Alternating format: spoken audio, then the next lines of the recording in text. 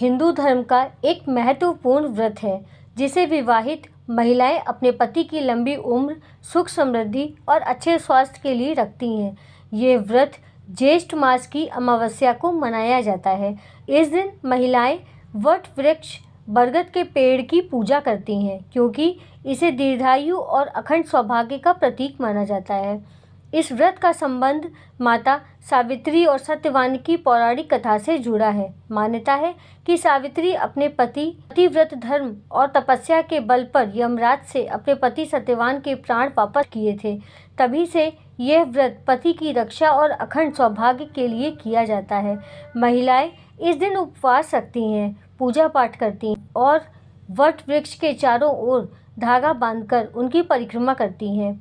यह व्रत प्रेम, समर्पण और वैवाहिक जीवन की मजबूती का प्रतीक माना जाता है। वट सावित्री व्रत 2026 में 16 मई अमावस्या को मनाया जा रहा है।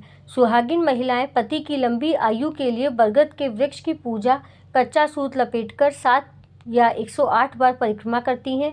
सावित्री सत्यवान की कथा सुनकर अखंड सौभाग्य का आशीर्वाद मांगती हैं। वट सावित्री पूजा विधि: सुबह स्नान करके 16 श्रृंगार करें और निर्जला व्रत का संकल्प लें। बांस की टोकरी में सावित्री सत्यवान की मूर्ति, बरगद के पत्ते, फल, फूल, रोली, कुमकुम, भीगा चना, कलावा, कच्चा सूत, धूप, दीप और सुहाग की सामग्री, सिंदूर, चूड़ी रखें। वट वृक्ष बरगद के नीचे ब्रह्मा, विष्णु, महेश और सावित्री सत्यवान की पूजा करें। वृक्ष पर जल चढ़ाएं और सिंदूर रोली से तिलक करें। परिक्रमा: वट वृक्ष को कच्चे सूत या कलावे से लपेटते हुए 7, 21 या 108 बार परिक्रमा करें। परिक्रमा के बाद बैठकर वट सावित्री व्रत की कथा को पढ़ें या सुनें।